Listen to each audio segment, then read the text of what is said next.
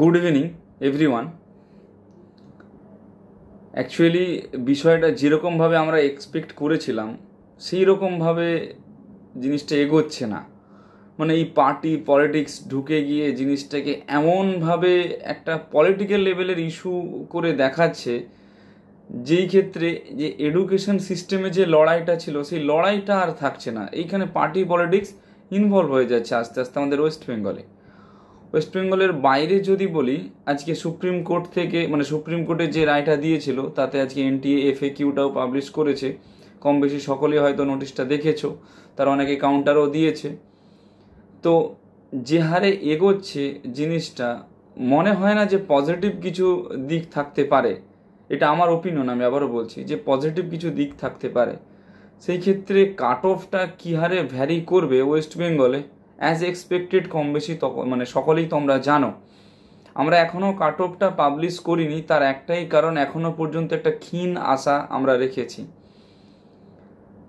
যেদিন শেষ শুনানি হবে সুপ্রিম কোর্ট থেকে সেদিন আমরা কাট অফটা পাবলিশ করব। তার আগে যাদের প্রয়োজন রয়েছে তারা ইন্ডিভিজুয়ালি যদি জানতে চাও আমাদেরকে কল বা হোয়াটসঅ্যাপ করতে পারো, ফার্স্ট।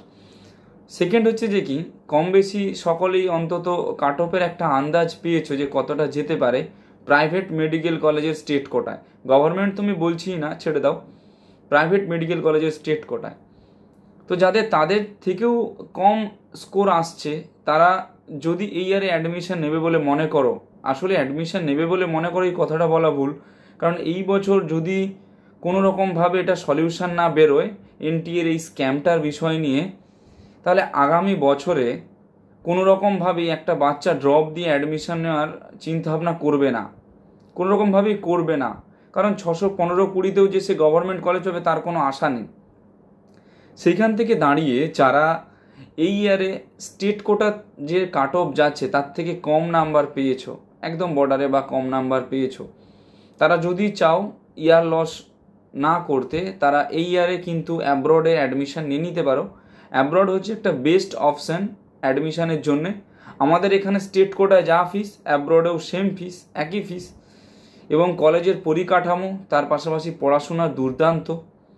আমাদের প্রিভিয়াস ইয়ারেও স্টুডেন্ট রয়েছে অনেক, এই ইয়ারেও আমাদের প্রচুর স্টুডেন্ট অ্যাব্রডে যাচ্ছে। মেজরিটি অফ স্টুডেন্ট যারা অলরেডি আগে থেকে এনরোল করে রেখেছিল যে আমাদের ওয়েস্ট বেঙ্গলে স্টেট কোটার কাউন্সেলিং করাবে, কিন্তু তাদের স্কোর যা এসেছিল সেম স্কোরই আছে।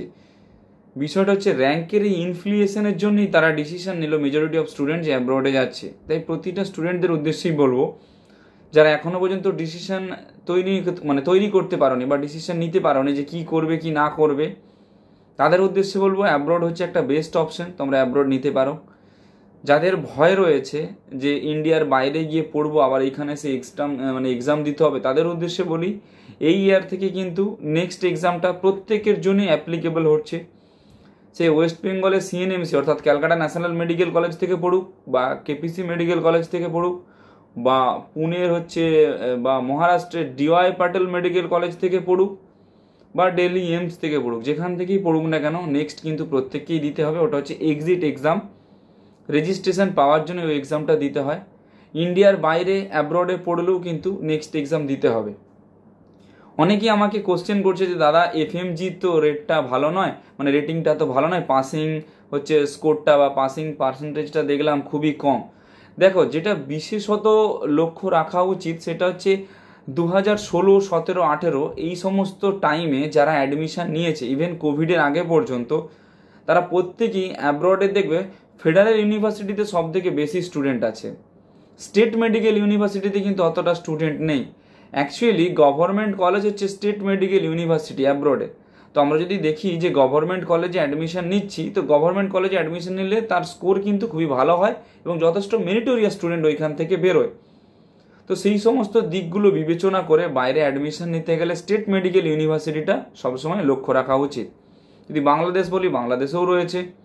যদি রাশিয়াতে বলি, রাশিয়াতেও রয়েছে। আমরা রাশিয়াটাকে সব থেকে বেশি প্রেফার করি এই জন্যে, কারণ রাশিয়াতে আমাদের ইন্ডিয়ানদের কদর প্রচুর রয়েছে। তার পাশাপাশি রাশিয়ার যে এডুকেশন সিস্টেম ওটা কিন্তু যথেষ্ট ভালো, খুবই ভালো, পড়াশুনোও খুবই ভালো। এবং প্রতিটা স্টুডেন্টদের উদ্দেশ্যে বলবো যে ইয়ার লস যদি করতে চাও তাহলে ভালোভাবে এখন থেকেই পড়াশুনো করো, কারণ এই এনটি এর অবস্থা যদি এটাই হয়, এর সলিউশন যদি না বেরোয়, তাহলে নেক্সট ইয়ারেও 650 উপরে পেলেও যে গভর্নমেন্ট কলেজ হবে তার কোনো অ্যাসিওরেন্স নেই বা সিওরিটি নেই। আমি কাউকে ডিমোটিভেট করছি না, আমি ফ্যাক্ট জিনিসটাই বলছি। তো যারা এই ইয়ারে অ্যাডমিশন নেই বলে মোটিভ করে নিয়েছো, তাদের উদ্দেশ্যে বলবো ডিলে না করে ইমিডিয়েট যোগাযোগ করো। অ্যাব্রোডের অ্যাডমিশন কিন্তু ওপেন হয়ে গেছে অলরেডি, এখন চলছে। আমাদের বাংলাদেশে অলরেডি অ্যাডমিশন হয়ে গেছে এই ইয়ারে। রাশিয়ার অ্যাডমিশনের জন্য আমরা প্রসেস করে দিয়েছি। তো সমস্ত স্টুডেন্টদের উদ্দেশ্যে বলবো, যারা এখনও পর্যন্ত ডিসিশন নিতে পারোনি, তারা আমাদের সঙ্গে যদি একটা অ্যাপয়েন্টমেন্ট নিতে চাও, নিতে পারো।